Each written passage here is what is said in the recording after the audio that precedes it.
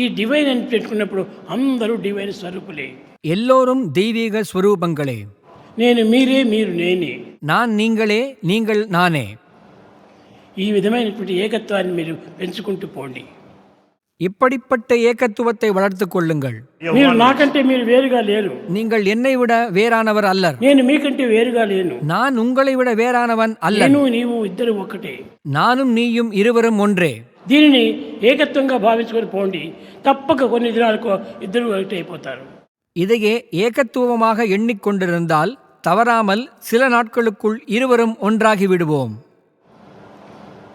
అప్పుడే మీకు ఈ భేదం పూర్తి నశించిపోతుంది. அப்பொழுது இந்த வேறுபாடு முற்றிலுமாக மறைந்துவிடும். ఈ సత్యాన్ని మీరు గుర్తించుకొని వర్తించినప్పుడే మీకు ఏకత్వం కూడా అర్థమవుతుంది. இந்த சத்தியத்தை நீங்கள் உணர்ந்து நடந்து கொண்டால்தான் உங்களுக்கு ஏகத்துவம் என்பது புரியும்.